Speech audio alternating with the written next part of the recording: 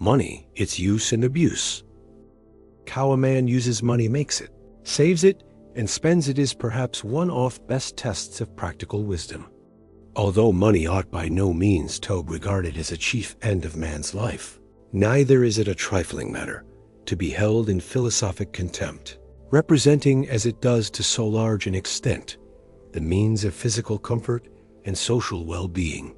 Indeed, some of the finest qualities of human nature are in time tolerated to the right use of money, such as generosity, honesty, justice, and self-sacrifice, as well as the practical virtues of economy and providence. On the other hand, there are their counterparts of avarice, fraud, injustice, and selfishness, as displayed by the inordinate lovers of gain, and the vices of thriftlessness, extravagance, and improvidence on the part of those who misuse and abuse the means entrusted to them, so that, as is wisely observed by Henry Taylor in his thoughtful Notes from Life, a right measure and manner in getting, saving, spending, giving, taking, lending, borrowing, and bequeathing, would almost argue a perfect man. Comfort in worldly circumstances is a con ion which every man is justified in striving to attain by all worthy means. It secures that physical satisfaction which is necessary for the culture of the better part of his nature, and enables him to provide for those of his own household, without which, says the apostle, a man is worse than an infidel. Nor ought the duty to be any the less indifferent to us, that the respect which our fellow men entertain for us in no slight degree depends upon the manner in which we exercise the opportunities which present themselves for our honorable advancement in life. The very effort required to be made to succeed in life with this object is of itself an education, stimulating a man's sense of self-respect, bringing out his practical qualities, and disciplining him in the exercise of patience, perseverance, and such like virtues. The provident and careful man must necessarily be a thoughtful man, for he lives not merely for the present, but with provident forecast makes arrangements for the future. He must also be a temperate man, and exercise the virtue of self-denial, than which nothing is so much calculated to give strength to the character. John Sterling says truly that the worst education which teaches self-denial is better than the best which teaches everything else, and not that. The Romans rightly employed the same word, virtues, to designate courage, which is in a physical sense what the other is in a moral. The highest virtue of all being victory over ourselves. Hence, the lesson of self-denial, the sacrificing of a present gratification for a future good, is one of the last that is learnt. Those classes which work the hardest might naturally be expected to value the most the money which they earn. Yet the readiness with which so many are accustomed to eat up and drink up their earnings as they go, renders them to a great extent helpless and dependent upon the frugal. There are large numbers of persons among us who, though enjoying sufficient means of comfort and independence, are often found to be barely a day's march ahead of actual want when a time of pressure occurs, and hence a great cause of social helplessness and suffering. On one occasion, a deputation waited on Lord John Russell respecting the taxation levied on the working classes of the country, when the noble lord took the opportunity of remarking, "You may rely upon it that the government of this country durst not tax the working classes to anything like the extent to which they tax themselves in their expenditure upon intoxicating drinks alone. Of all great public questions, there is perhaps none more important than this, no great work of reform calling more loudly for laborers. But it must be admitted that self-denial and self-help would make a quarreling cry for the hustings. And it is to be feared that the patriotism of this day has but little regard for such common things as individual economy and providence, although it is by the practice of such virtues only that the genuine independence of the industrial classes is to be secured. Prudence, frugality, and good management, said Samuel Drew, the philosophical shoemaker, are excellent artists for mending bad times. They occupy but little room in any dwelling, but would furnish a more effectual remedy for the evils of life than any reform bill that ever passed the Houses of Parliament. Socrates said, "Let him that will move the world move first himself." Or as the old rhyme runs, if everyone would see to his own reformation, how very easily you might reform a nation. It is, however, generally felt to be a far easier thing to reform the church and the state than to reform the least of our own bad habits.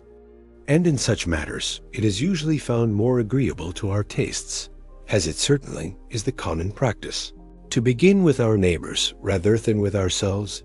Any class of men that lives from hand to mouth will ever be an inferior class.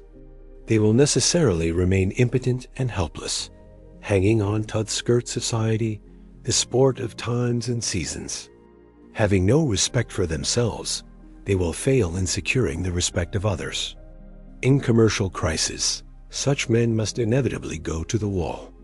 Wanting that expanded power which a store of savings, no matter how small, invariably gives them, they will be at every man's mercy. And if possessed of right feelings, they cannot but regard with fear and trembling the future possible fate of their wives and children. The world, once said Mr. Cobden to the working men of Huddersfield, has always been divided into two classes, those who have saved and those who have spent the thrifty and the extravagant. The building of all the houses, the mills, the bridges, and the ships, and the accomplishment of all other great works which have rendered man civilized and happy, has been done by the savers, the thrifty. And those who have wasted their resources have always been their slaves. It has been the law of nature and of providence that this will be so. And I were an impostor if I promised any class that they would advance themselves if they were improvident, thoughtless, and idle. Equally sound was the advice given by Mr. Bright to an assembly of working men at Rochdale in 1847, when, after expressing his belief that, so far as honesty was concerned, it was to be found in pretty equal amount among all classes, he used the following words: "There is only one way that is safe for any man, or any number of men, by which they can maintain their present position, if it be a good one, or raise themselves above it, if it be a bad one. That is, by the practice of the virtues of industry, frugality, temperance, and honesty. There is no royal road by which men can raise themselves from a position which they feel to be uncomfortable and unsatisfactory, as regards their mental or physical condition, except by the practice of those virtues by which they, thin numbers amongst them, are continually advancing and bettering themselves. There is no reason why the condition of the average workman should not be useful, honorable, respectable, and happy one. The whole body of the working classes might, with few exceptions, be as frugal, virtuous, well-informed, and well-conditioned as many individuals of the same class have already made themselves. What some men are, all without difficulty might be. Employ the same means, and the same results will follow. That there should be a class of men who live by their daily labor in every state is the ordinance of God, and doubtless is a wise and righteous one. But that this class should be otherwise than frugal, contented, intelligent, and happy is not the design of Providence, but springsly from the weakness, self-indulgence, and perverseness of man himself. The healthy spirit of self-help created amongst working people will, more than any other measure, serve to raise them as a class, and this, not by pulling down others, but by leveling them up to a higher and still advancing standard of religion, intelligence, and virtue. All moral philosophy, says Montaigne, is as applicable to a common and private life as to the most splendid. Every man carries the entire form of the human condition within him. When a man casts his glance forward, he will find that the three chief temporal contingencies for which he has to provide are want of employment, sickness, and death. The two first he may escape, but fellest is inevitable. It is, however, the duty of the prudent man so to live, and so to arrange, that the pressure of suffering, in event of either contingency occurring, shall be mitigated to as great an extent as possible, not only to himself, but also to those who are dependent upon him for their comfort and subsistence. Viewed in this light, the honest earning and the frugal use of money are of the greatest importance. Rightly earned, it is the representative of patient industry and untyrant effort, of temptation resisted and hope rewarded. And rightly used, it affords indications of prudence, forethought, and self-denial, the true basis of manly character. Though money represents a crowd of objects without any real worth or utility, it also represents many things of great value. Not only food, clothing, and household satisfaction, but personal self-respect and independence. Thus a store of savings is to the working man as a barricade against want. It secures him a footing and enables him to wait, it may be in cheerfulness and hope, until better days come round. The very endeavor to gain a firmer position in theory has a certain dignity in it and tends to make a man stronger and better. At all events, it gives him greater freedom of action and enables him to husband his strength for future effort. But the man, who is always hovering on the verge of want, is in a state not far removed from that of slavery. He is in no sense his own master, but he's in constant peril of falling under the bondage of others and accepting the terms which they dictate to him. He cannot help being in a measure servile, for he dares not look the world boldly in the face. And in adverse times, he must look either to alms or the poor's rates. If work fails him altogether, he has not the means of moving to another field of employment. He is fixed to his parish like a limpet to its rock, and can neither migrate nor emigrate to secure independence. The practice of simple economy is all that is necessary. Economy requires neither superior courage nor eminent virtue. It is satisfied with ordinary energy, and the capacity of average minds. Economy, at bottom, is but the spirit of order applied in the administration of domestic affairs. It means management, regularity, prudence, and the avoidance of waste. The spirit of economy was expressed by our divine master in the words, "Gather up the fragments that remain, so that nothing may be lost." His omnipotence did not disdain small things of life.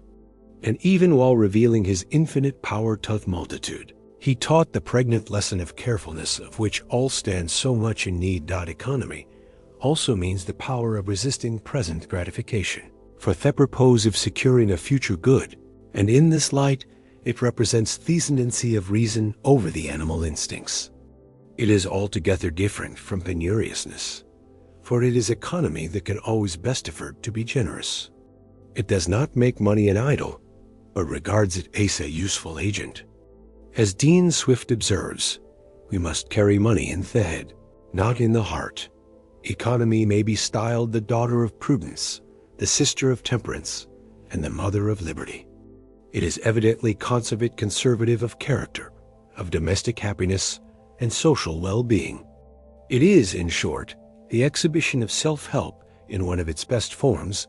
Francis Horner's father gave him this advice on entering life: "Whilst I wish you to be comfortable in every respect, I cannot too strongly inculcate economy. It is a necessary virtue to all, and however the shallow part of mankind may despise it, it certainly leads to independence, which is a grand object to every man of a high spirit." Burns' lines, quoted at the head of this chapter, contain the right idea, but unhappily his strain of song was higher than his practice, his ideal better than his habit. When laid on his deathbed, he wrote to a friend, "Alas, Clark, I begin to feel the worst.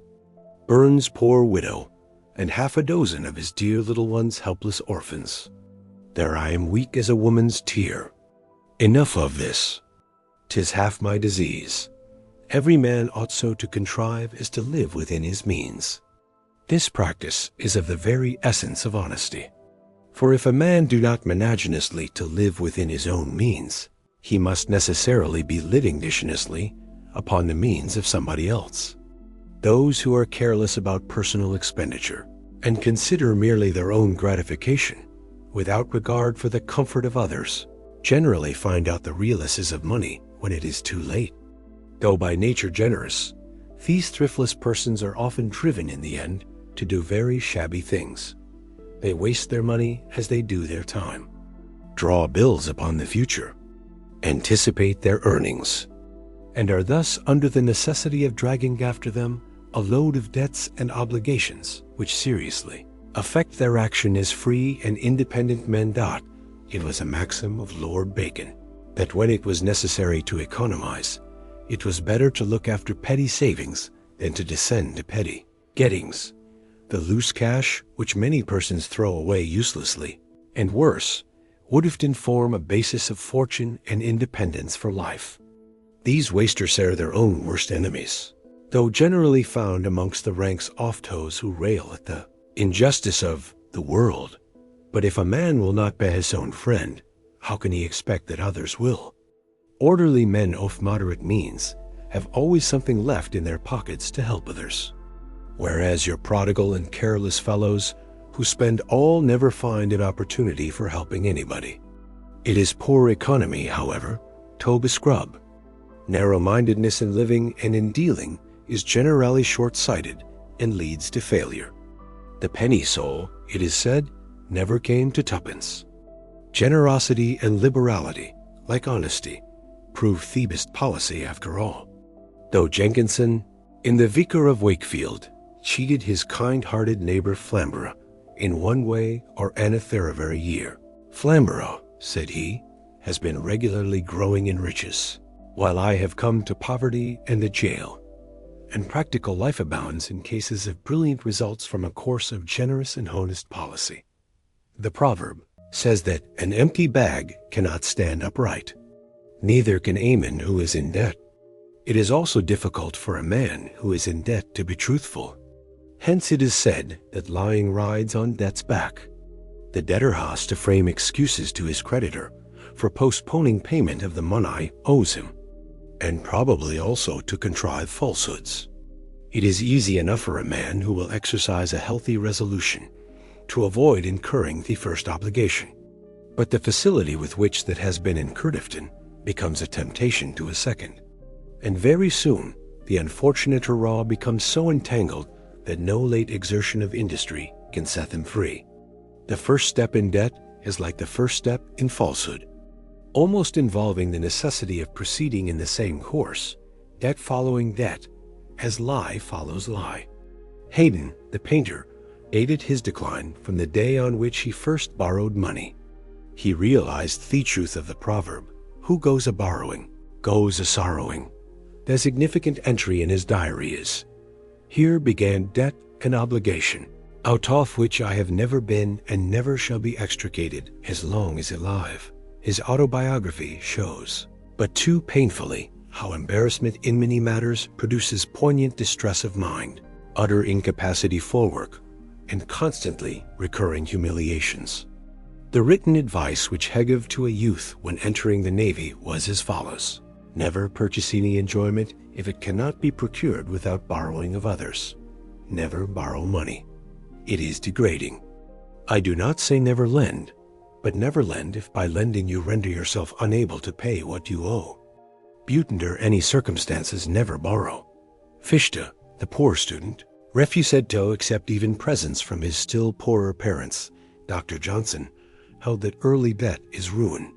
His words on the subject are weighty and worthy of being held in remembrance. Do not, said he, accustom yourself to consider debt only as an inconvenience. You will find it a calamity. Poverty takes away so many means of doing good and produces so much inability to resist evil, both natural and moral, that it is by all virtuous means to be avoided. Let it be your first care, then, not to be in any man's debt. Resolve not to be poor. Whatever you have, spend less. Poverty is a great enemy to human happiness. It certainly destroys liberty, and it makes some virtuous impractical and others extremely difficult. Frugality is not only the basis of quiet, but of beneficence. No man can help others that want help himself. We must have enough before we have to spare. It is the bounden duty of every man to look his affairs in the face, Ento keep an account of his incomings and outgoings in money matters. The exercise of a little simple arithmetic in this way will be found of great value. Prudence requires that we shall pitch our scale of living a degree below our means, rather than up to them. But this can only be done by carrying out faithfully a plan of living by which both ends may be made to meet. John Locke strongly advised this course. Nothing, said he, is likelier to keep a man within compass than having constantly before his eyes the state of his affairs in a regular course of account. The Duke of Wellington kept an accurate detailed account of all feminies received and expended by him. I make a point, said he to Mr. Glegg, of paying my own bills, and I advise everyone to do the same. Formerly, I used to trust a confidential servant to pay them, but I was cured of that folly by receiving one morning, to my great surprise, Dunsoff a year or two's standing.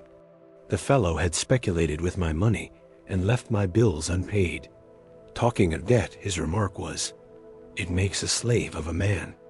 I have often known what it was to be in want of money, but I never got into debt.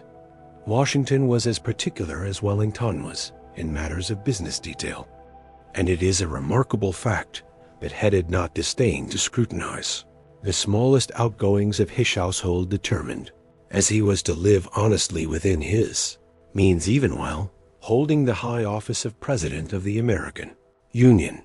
Admiral Jervis, Earl St. Vincent, has told the story of his early struggles, and amongst other things, of his determination to keep out of debt. My father had a very large family, said he, with limited means. He gave me £20 at starting, and that was all he ever gave me. After I had been a considerable time at the station at sea, I drew £4.20 more, but the bill came back protested.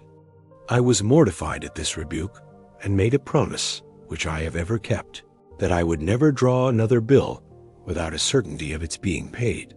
I immediately changed my mode of living, quitted my mess, lived alone, and took up Theshop's allowance, which I found quite sufficient, washed and mended my own clothes, made a pair of trousers out of the ticking of my bed, and having by these means saved as much money as would redeem my honor, I took up my bill, and from that time to this, I have taken care to keep within my means. Jervis for 6 years endured pinching privation, but preserved his integrity, studied his profession with success, and gradually and steadily rose by merit, and bravery to the highest rank. Mr. Hume hit the mark when he once stated in the House of Commons those words were followed by laughter, that the tone of living in England is altogether too high. Middle-class people are too apt to live up to their incomes, if not beyond them, affecting a degree of style which is most unhealthy in its effects upon society at large. There is an ambition to bring up boys as gentlemen, or rather genteel men. Thought result frequently is only to make them gents. They acquire a taste for dress, style, luxuries, and amusements, which can never form any solid foundation for manly or gentlemanly character. And the result is that we have a vast number of gingerbread young gentry thrown upon Thewald, who remind one of the abandoned hulls, sometimes picked up at sea, with only a monkey on board. There is a dreadful ambition abroad for being genteel. We keep up appearances, too often at the expense of honesty. And though we may not be rich, yet we must seem to be so. We must be respectable, though only in the meanest sense, in mere vulgar outward show. We have not the courage to go patiently onward in the condition of life in which it has pleased God to call us, but must needs live in some fashionable state to which we ridiculously please to call ourselves, and all to gratify the vanity of that unsubstantial genteel world of which we form a part. There is a constant struggle and pressure for front seats in the social amphitheater, in the midst of which all noble self-denying resolve is trodden down, and many fine natures are inevitably crushed to death. What waste, what misery, what bankruptcy come from all this ambition to dazzle others with the glare of apparent worldly success, we need not describe. The mischievous results show themselves in 1,000 ways, in the rank frauds committed by men who dare to be dishonest, but do not dare to seem poor, and in the desperate dashes of fortune, in which theft is not so much for those who fail, as for the hundreds of innocent families who are so often involved in their ruin. The late Sir Charles Napier, in taking leave of his command in India, did a bold and honest thing in publishing his strong protest, embodied in his last general order to the officers of the Indian Army, against the fast life led by so many young officers in that service, involving them in ignominious obligations. Sir Charles strongly urged, in that famous document, what had almost been lost sight of, that honesty is inseparable from the character of a thoroughbred gentleman, and that to drink unpaid for champagne and unpaid for beer, and to ride unpaid for horses, is to be a cheat, and not a gentleman. Men who lived beyond their means and were summoned, often by their own servants, before courts of requests for debts contracted in extravagant living, might be officers by virtue of their commissions, but they were not gentlemen. The habit of buying constantly in debt the commander-in-chief held made men grow callous to the proper feelings of a gentleman. It was not enough that an officer's soul be able to fight, that any bulldog could do. But did he hold his word inviolate? Did he pay his debts? These were among the points of honor which, he insisted, illuminated the true gentleman's and soldier's career. As Bayard was of old, so would Sir Charles Napier have all British officers to be. He knew them to be without fear, but he would also have them without reproach. There are, however, many gallant young fellows, both in India and at home, capable of mounting a breach only in emergency amidst belching fire, and of performing the most desperate deeds of valor, who nevertheless cannot or will not exercise the moral courage necessary to enable them to resist the petty temptation presentetto their senses. They cannot utter their valiant no, or I can't afford it, to the invitations of pleasure and self-enjoyment, and they ere found ready to brave death rather than the ridicule of their companions. The young man, as he passes through life, advances through a long line of tempters ranged on either side of him, and the inevitable effect of yielding is degradation in a greater or a less degree. Contact with them tends insensibly to draw away from him some portion of the divine-electric element with which his nature is charged, and his only mode of resisting them is to utter and to act out his no manfully and resolutely. He must decide at once, not waiting to deliberate and balance reasons. For the youth, like the woman who deliberates, ice lost. Many deliberate without deciding, but not to resolve. Underscore is underscore torsolve. A perfect knowledge of man is in the prayer, lead us not into temptation. A temptation will come to try the young man's strength, and once yielded to, the power to resist grows weaker and weaker. Yield once, and a portion of virtue is gone. Resist manfully, and the first decision will give strength for life. Repeated, it will become a habit got. It is in the outworks of the habits formed in early life that the real strength of the defense must lie. For it has been wisely ordained that machinery of moral existence should be carried on principally through the medium of the habits, so as to save the wear and tear of the great principles within. It is good habits, which insinuate themselves into 1,000 inconsiderable acts of life, that really constitute by far the greater part of man's moral conduct. Hugh Miller has told how, by an act of youthful decision, he saved himself from one of the strong temptations so peculiar to a life of toil. When employed as a mason, it was usual for his fellow workmen to have an occasional treat of drink, and one day 2 glasses of whiskey fell to his share, which he swallowed. When he reached home, he found, on opening his favorite book, Bacon's Essays, that the letters danced before his eyes, and that he could no longer master the sense. The condition, Hesses, into which I had brought myself was, I felt, one of degradation. I had sunk, by my own act for the time, to a lower level of intelligence than that on which it was my privilege to be placed. And though the state could have been no very favorable one for forming a resolution, I in that hour determined that I should never again sacrifice my capacity of intellectual enjoyment to a drinking usage. And with God's help, I wasnable to hold by the determination.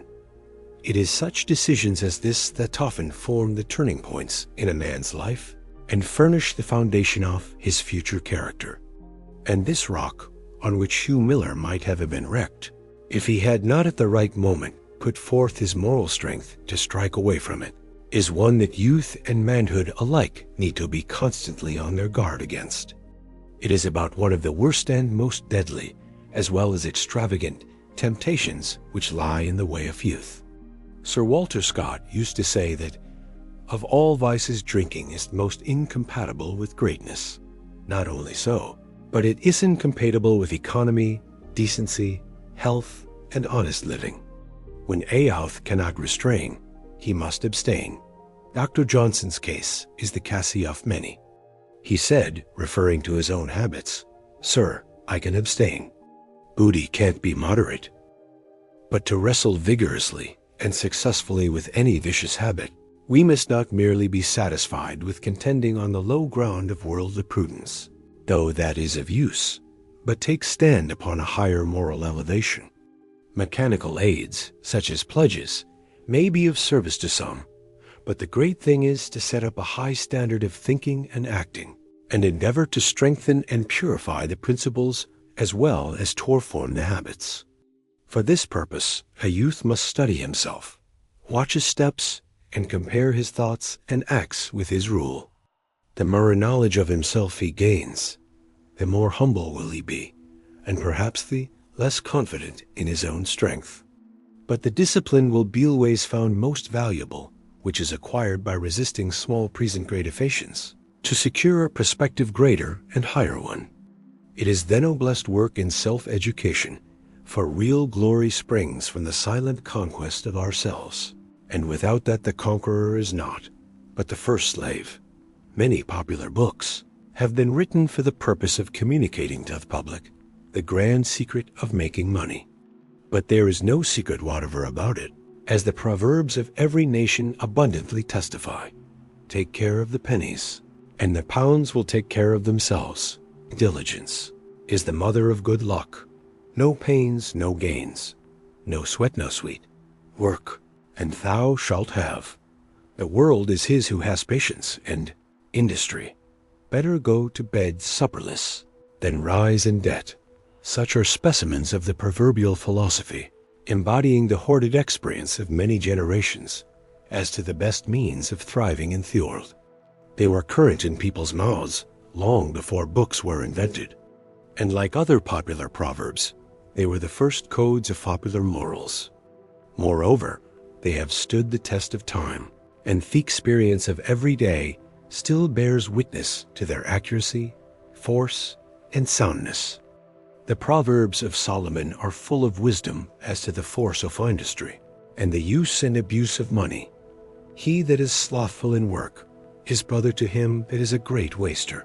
Go to the ant, thou sluggard. Consider her ways, and be wise. Poverty, says the preacher, shall come upon the idler, as one that travelleth, and want as an armed man. Build off the industrious and upright. The hand of the diligent maketh rich. The drunkard and the glutton shall come to poverty, and drowsiness shall clothe a man with rags. Sayest thou a man diligent in his business? He shall stand before kings. But above all, it is better to get wisdom than gold. For wisdom is better than rubies, and all the things that may be desired are not to be compared to it. Simple industry and thrift will go far towards making any person of ordinary working faculty comparatively independent in his means. Even a working man may be so, provided he will carefully husband his resources and watch the little outlets of useless expenditure. A penny is a very small matter, yet the comfort of thousands of families depends upon the proper spending and saving of pennies. If a man allows the little pennies, the results of his hard work, to slip out of his fingers, some to the beer shop, some this way, and some that he will find that his life is little raised above one of mere animal drudgery. On the other hand, I've take care of the pennies, putting some weekly into a benefit society or an insurance fund, others into a savings bank, and confiding the rest to his wife to be carefully laid out, with a view to the comfortable maintenance and education of his family. He will soon find that this attention to small matters will abundantly repay him in increasing means, growing comfort at home, and a mind comparatively free from fears to the future. And if a working man have high ambition and possessorsness in spirit, a kind of wealth which far transcends all mere worldly possessions, he may not only help himself, but be a profitable helper of others in his path through life. That this is no impossible thing, even for a common laborer in a workshop, may be illustrated by the remarkable career of Thomas Wright of Manchester, who not only attempted but succeeded in the reclamation of many criminals while working for weekly wages in a foundry. Accident first directed Thomas Wright's attention to the difficulty encountered by liberated convicts in returning to habits of honest industry. His mind was shortly possessed by the subject, and to remedy the evil became the purpose of his life. Though he worked from 6 in the morning till 6 at night, still there were leisure minutes that Heckle called his own more, especially his Sundays, and these he employed in service of convicted criminals, a class then far more neglected than they are now. But a few minutes a day, well employed, can effect a great deal, and it will scarcely be credited that in 10 years this working man, by steadfastly holding to his purpose, succeeded in rescuing not fewer than 300 felons from continuance in a life of villainy. He came to be regarded as the moral physician of the Manchester Old Bailey, and where the chaplain and all others failed, Thomas Wright often succeeded. Children he thus restored reformed to their parents, sons and daughters otherwise lost to their homes, and many a returned convict did he contrive to settle down to honest and industrious pursuits. The task was by no means easy. It required money, time, energy, prudence, and above all, character, and the confidence which character invariably inspires. The most remarkable circumstance was that Wright relieved many of these poor outcasts out of the comparatively small wages earned by him at foundry work. He did all this on an income which did not average, during his working career, 100_L_ per annum, and yet, while he was a Plato, bestow substantial aid on criminals, to whom he owed no more than these services of kindness which every human being owes to another. He also maintained his family in comfort, and was, by frugality and carefulness, enabled to lay by a store of savings against his approaching old age. Every week he apportioned his income with deliberate care. So much forth indispensable necessaries of food and clothing, so much for the landlord, so much for the schoolmaster, so much for the poor and needy, and the lines of distribution were resolutely observed. By such means did this humble workman pursue his great work, with the results we have so briefly described. Indeed, his career affords one of the most remarkable and striking illustrations of the force of purpose in a man, of the might of small means carefully and sedulously applied, and above all, of the power which an energetic and upright character invariably exercises upon the lives and conduct of others. There is no discredit, but honor in every right walk of industry, whether it be in tilling the ground, making tools, weaving fabrics, or selling the products behind a counter. A youth may handle a yardstick or measure a piece of ribbon, and there will be no discredit in doing so, unless he allows his mind to have no higher range than the stick and ribbon, to be as short as the one and as narrow as the other. Let not host blush who underscore have underscore, said Fuller, but those who underscore have not underscore a lawful calling. And Bishop Hall said, sweet is the destiny of all trades, whether of the brow or of the mind. Men who have raised themselves from a humble calling need not be ashamed, but rather ought to be proud of difficulties they have surmounted.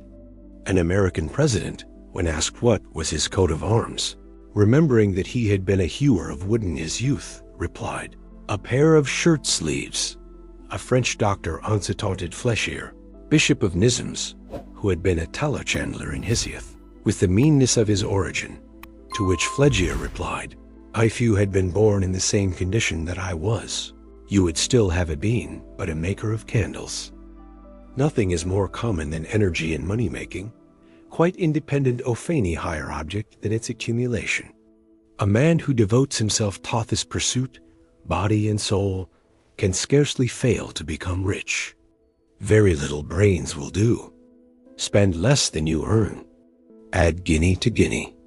Scrape and save, and the pile of gold will gradually rise.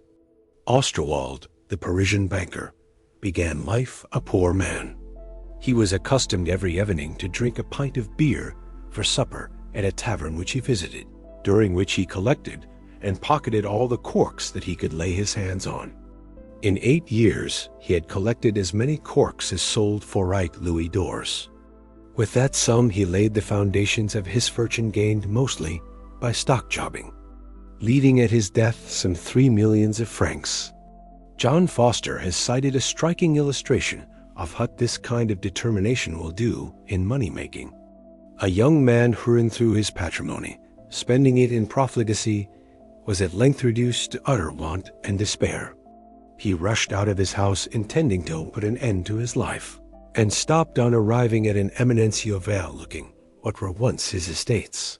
He sat down, ruminated for a time, and rose with the determination that he would recover them. He returned to the streets, saw a load of coals which had been shot out of a cart onto the pavement before a house, offered to carry them in, and ways employed.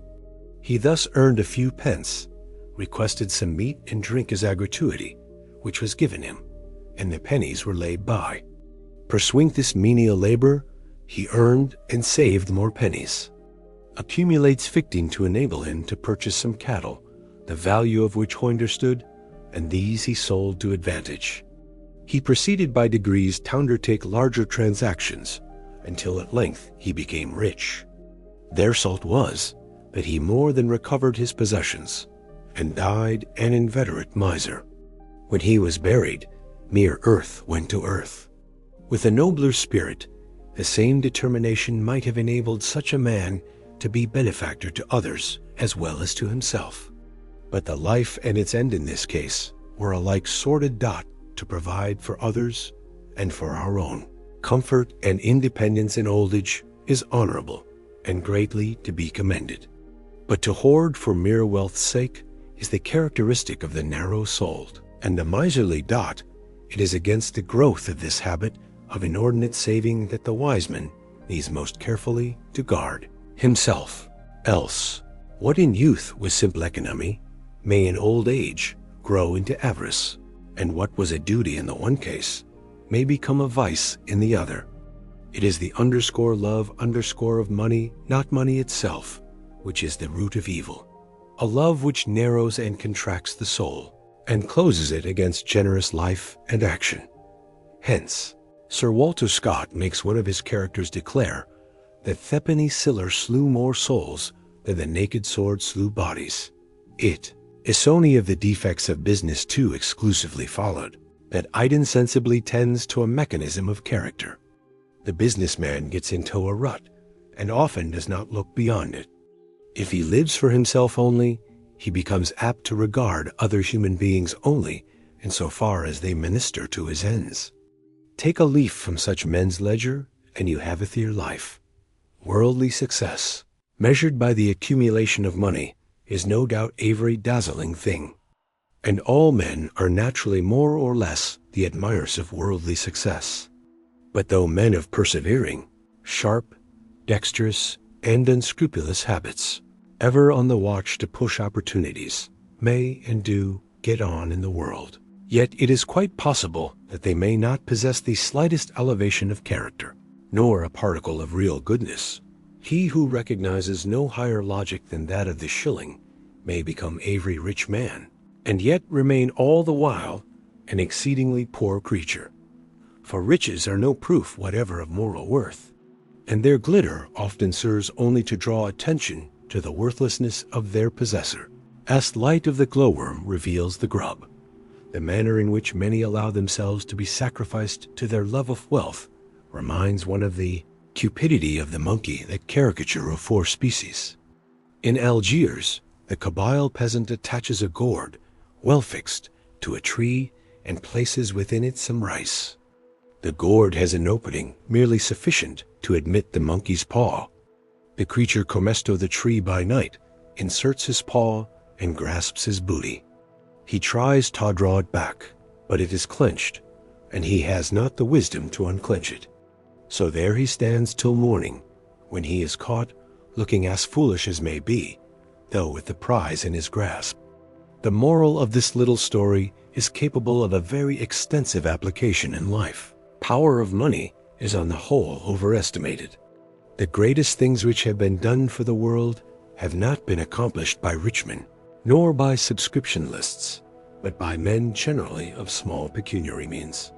Christianity was propagated over half the world by men of the poorest class, and the greatest thinkers, discoverers, inventors, and artists have been men of moderate wealth, many of them little raise a day above the condition of manual laborers in point of worldly circumstance.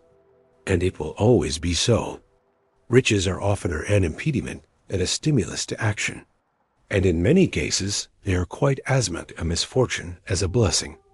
The youth who inherits wealth is apt to have life made too easy for him, and he soon grows sated with it, because it has nothing left to desire. Having no special object to struggle for, he finds time hang heavy on his hands. He remains morally and spiritually ill, and his position in society is often no higher than that of a polypus over which the tide floats. His only labor is to kill the time, and labor dire it is, and weary woe. Yet the rich man, inspired by a right spirit, will spurn idleness unmanly.